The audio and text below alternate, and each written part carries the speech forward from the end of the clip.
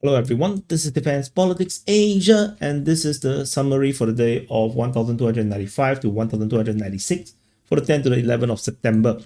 We're going to start off with the Kherson front from the south, and then we'll do anti-clockwise back all the way to Sumy front. So over at the Kherson front, this is Kherson or Kherson.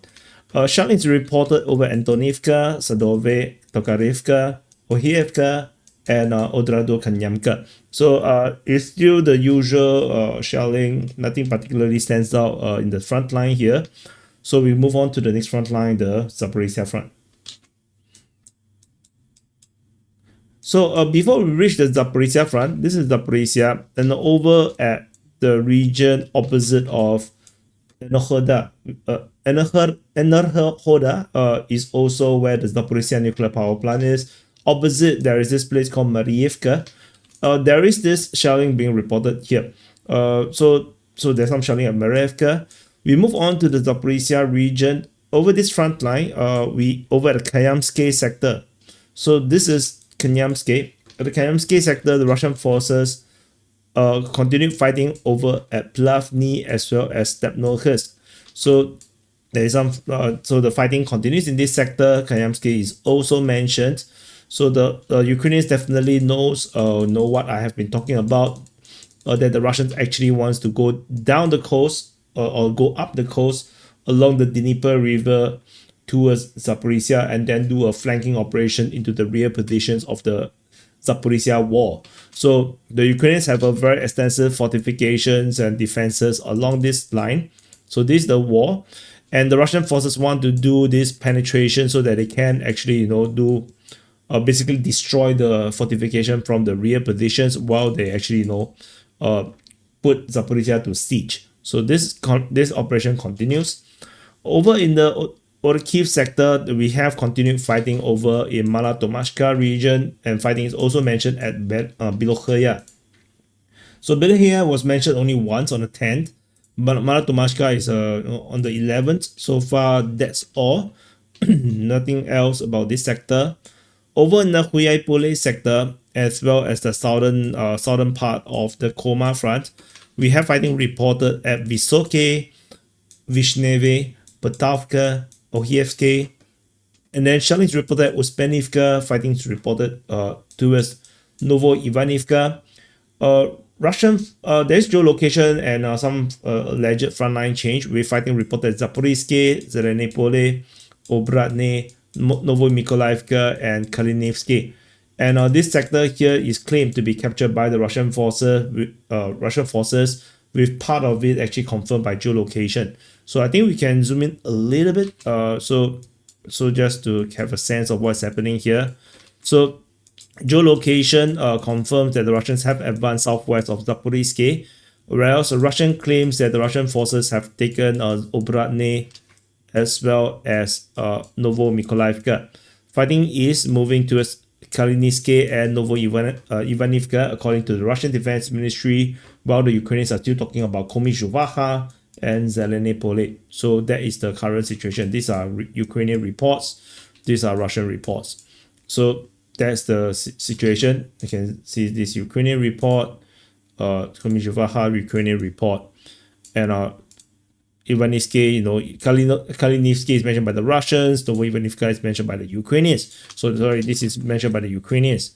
So Russians did mention Verbove. It's a shelling over there. So that's the sector here. Moving up to the rest of the Koma front. So this is the rest of the Koma front here. Fighting report as mentioned just now, Komizhuvaha, Melievka. Clearly, these are Ukrainian reports. Russian forces have made some great advance around Sosnivka, so some advance in that sector. There's fighting reported at Alexandrokhrad, Pipdopne, Tostoy, Yalta, Dashny, Filia, Ivanivka, as well as Zelenehai. So a majority of this is all Ukrainian report. There is, however, Pipdopne is mentioned by also those Tolstoy, no, Alexandrokhrad. All Ukrainian reports. These are all Ukrainian reports. So yeah, except for Filia, also Ukrainian. Ivanivka was mentioned once by the Russians. So is majority the Ukrainians are talking about all this major fighting in this sector here. However, it looks like, yeah, it's very Ukrainian centric in the reporting here. So that's all from this sector in the Koma front. I think the main push, as you probably can tell from the frontline changes, remains to be largely, this push towards the rear of this Zaporizhzhia region or the north of Huaypole sector, which I believe that they're going to swing down eventually. Or they can also continue to push west and then do a massive pincer when this happens, yeah, then they can actually meet over here. So that is a bit I mean, this is a bit assumptuous because this is like quite crazy. So not this is just, I'm just saying that, in the direction what they could do, but a bit far-fetched to link up with Kanyamsky. That's a very, very far distance away. So so some shelling in the rear, like Vishneve and Verbove, is mentioned by the Russian side. Not particularly important, but you can see that, the aim is to take over all the fortifications. We move on to the Pokrovsk front. So this is the Pokrovsk front, barring the breakout zone, the evil demonic rabbit. There is fighting reported at Muravka, Molodetske, Udashne, Kotline, Vivrove, Pokrovsk, Novoyukrenka, Lysivka, Promin, Marylibivka, Mykolaievka, Novoekonomichne. Clearly, these are all Ukrainian reports. Fighting at Minokhrad, Rodinsky. So there's the current situation. Largely operationally looks largely more or less the same.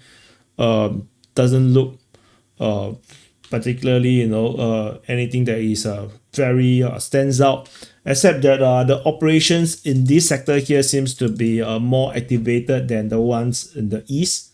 This western part of Pokrovsk is becoming more and more of concern, I would say, with the Russians' push at Vudashne and Kotline region seems to be a bit more interesting, as well as Muravka. Something to take note of. The rest of these front lines are all rather more quiet, and the push on the east of Minokhrad is unlikely to do a lot because it's just too near to the big city, although despite the Ukrainians continue to lose ground in that area here. Moving to the breakout zone and the evil rabbit, or the demonic rabbit. This looks nothing like a rabbit anymore. I don't even know what this looks like. Anyway, the Russians, as mentioned just now, Rodinsky. In this breakout zone, there is fighting reported over in Nikhanorivka, Novoshakove, Viune, Mayat, Pankivka, Vorotimirivka, Shakove, Sofievka, Potavka, Rusinya, and this side here is the part of the Thorax front where is Stepanivka, Yablunivka. So that's a bit of a different front. Ukrainian forces are counterattacking over at Shakove and Volodymyrivka region. Russian forces have taken some grounds in the north of Pankivka. Expanding the zone of control similar to the Novoshakove region, creating a stronger base in this sector here, a foothold, allowing the Russians to continue to feed this gray zone or this breakout zone region where the situation is still pretty much a question mark. So, but with the stronger base in the south, then this breakout region can be more well reinforced. So Ukrainians still holding up the position decently well, I guess. But no, they are not having an advantage either. No, it's still pretty much a stalemate kind of situation, with the Russian making some progress, like expanding this zone of control here. So we shall see how this continue to develop. Over in the Thorax front. So in fact, yeah. So we're gonna zoom in. So this is Thorax front. Maybe I should zoom out a bit. So and declare this more like a Konstantinivka fronts kind of thing. So this is like a preliminary or a Konstantinivka front. Konstantinivka is this city over here. This city is bigger than Bakhmut, and by a little bit. and currently it seems like the like a city of interest by the Russians. They're trying to encircle it of sort. Challenge reported at Konstantinivka. There is geolocation of an airstrike also noted hitting Konstantinivka. Druskivka is mentioned in the yesterday's SITREP, and fighting is reported at Stepanivka as mentioned. Rusinya and Potavka is part of the Pokrovsk breakout zone. Yablunivka, Alexandro Kalinove, Katerinivka, Shchebenivka, Pleshievka, Alexandro Shutine, Bilohora, Piteshny, Stuposhki, Shavone, Maiske, and shelling reported at Bilokuzminivka. And there is frontline changes in the north of Alexandro Shutine with the Russian making progress, as well as towards Pleshievka at Nelipivka region. Yablunivka region is also allegedly have expanded the zone of control for the Russians. Ukrainians are trying to was geolocated here, trying to cross, trying to use a barge, which is a floating wood platform where they put all the ammunition and food, what else on it, and they use a rope to try to pull it all across the lake over this sector to reinforce the Ukrainian forces that is still holding out in this sector here. And it got blown up by a Russian FPV drone, and that probably demoralized the Ukrainian forces on the other side that's waiting urgently for all these supplies. So things are looking very bad, and as you can see, if they are using a barge or some kind of a floating device to resupply the troops, then clearly they are encircled. They are operationally encircled over there. So our theory, based on our mapping, that they are operationally encircled already is true. They are operationally encircled, and if not, then they wouldn't have need to resupply in that kind of fashion. So there is a current situation in this sector here. So there is some change in Maiske as well. So there's allegedly some push in this sector here, and you can see these operations are getting very, very concerning, with the Russians about to establish the war in the southeast of Konstantinivka. And if I zoom in a bit here, I just want to know this is super important. The Russian most likely have zone of control up to this point. The Ukrainians probably have the forest in this sector here. Maybe some of these fortifications probably under them as well. The Russians already claim to have captured Klebanbik, so there's a good chance that these actually are all under Russian control, including Katerinivka, and the front line probably is here.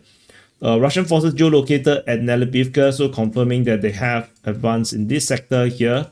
And previously we have Ukrainian forces counterattack. This geolocation here is a Marda, where the Ukrainians were trying to break the siege, where the only gap is only like this. There is no way you can cross that, and they are trying to do a breakout, but they got hit by the Russian forces in that sector.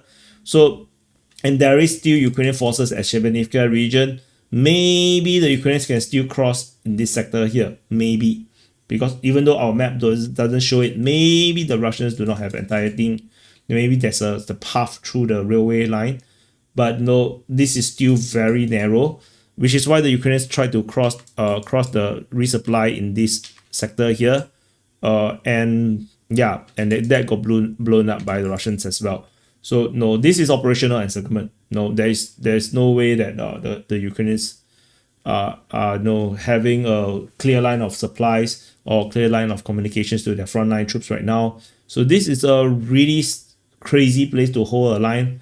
They should all launch an attack, in this fashion, counterattack, try to do a breakout, and re-establish the front line in around this area here, rather than try to get trapped and then make life really difficult, resupply really difficult. Like, this is a long war. There's no need to hold unnecessary positions that is like already a lost situation, unless the Ukrainians have sufficient troops and equipment to do counterattack and re-link up the forces here. Then they should abandon the position. If not, then people are just going to die for nothing. And I think the Ukrainians did try, like the Marder was being used, but no, the Marder is not good enough. They need a farther. So that's all very far. very farther. We move on further up north, and there's nothing in the northern flank of the Bakhmut front. We go into the Liman Siversk front. So this is Liman, and this is Siversk. So the shelling is reported at Liman. Fighting is reported over at Perezne, Vimka, Siversk, Serebryanka, Krychorivka, Dronivka, Yampil, Toske. And as mentioned, the Russian forces have established strong positions in the Serebryansky forestry as well as in the north of Vimka. So that's the current situation in this sector. The actual location of a Ukrainian armored vehicle that was hit by Russian forces in this sector, but that confirms Ukrainian presence in the north of Fedorivka. So the current situation in the Siversk front look largely similar. Around Dronivka, there's artillery that got hit as well. So the Ukrainians definitely is in the Dronivka region. And if you look from the range, within 10 kilometers, this artillery can hit a lot of areas. But the fact that they are here probably is to defend the eastern flank of Siversk by the look of it. Or probably to support fire at Serebryanka as well and the Serebryansky forestry. So, and perhaps it's maybe more importantly to defend Yampil. So that's a possibility. So 10 kilometers range artillery should be more than capable for any artillery system that they have. So that's all from this Liman Siversk front. We go on to the Dronivka Orikhiv Liman front. Sorry, not Orikhiv, Oskil. So this is the town of Oskil, where the Oskil River ends, and then where the Serebryansky Siversky Donetsk River starts. So you can see this Oskil River, it goes all the way down, and then it comes down here and becomes the Siversky Donetsk River. So further up north, this Oskil. So that's pretty much where the Oskil River ends. There's a dam over there. So over in this Oskil Liman front, we have fighting reported at Kharkivka, Serine, Sandriholove, Shrobisheve, Stavki, Kolodyazi, Myrne, Zarishny, Toske. So Toske already mentioned just now. Ukrainian forces are counter-attacking over at Zarishny, which was largely already captured by the Russian forces. So there are some battles in this sector here. Shelling is reported at Liman. And it looks like the main push is still pretty much towards Novoselivka. This is still the main push. And also the position to push west to try to go towards Liman. That seems to be the main actions here. This northern area has went really quiet. There's nothing much in this sector here. So that's the current situation in the Oskil Liman front. Moving further up north to the Borova front, we have not a lot in this sector here. There is fighting reported at Novokryakivka and Borivska and Drievka, and shelling reported at Izyumske. So this is Kharkivka just now as mentioned. So that's all. Nothing particularly stands out for this. Over in the Kupiansk front, at the Kupiansk front, we have the usual fighting reported at Kupiansk, Holubivka, Petropavlivka, and fighting reported towards Kurilivka. This as well is pretty nothing burger-ish. There's still no updates regarding the Battle of Kupiansk, so let's wait further for this information. Moving further up north, at the Voreshna front, there is nothing along the Voreshna River area, and then we go to the Milove sector. Milove sector, there is fighting reported over in Milove, Ambarne, as well as Odradne. So the difference is between is that Odradne and Ambarne is mentioned by the Ukrainians. These two are Ukrainian reports. The Russians only mention Milove. So that's the main difference in terms of the report. They are both reporting something happening in that sector of the front line. So, but yeah, I think maybe the main push is like this. So, but we don't have much, so that's all we have for this sector. And happy birthday to you if your birthday today, and press the like button, subscribe, and we go on to the Kharkiv front. So this is Kharkiv or Kharkiv. At the Kharkiv front, we have some very sporadic reports all over the place. There is fighting reported at Voschansk, which is reported by both sides. So this is very routine, nothing special. Ivashki is mentioned, and then this place is called Zovneve. This is mentioned once by this Russian Defense Ministry. They also mentioned shelling at this place called Dakhashchi, which is very far away. This used to be the front line of the old Kharkiv front, the very old front line. So this is super far away. Yeah. So this nothing much to really look at this. Not a lot to really read into. So let's wait for more information. But this attack at Ivashki, reported on the 10th, not on the 11th, so nothing particularly to worry about. There's a geolocation of Garan strike, but not very important per se. And we move on to the last front line, the Sumy front. So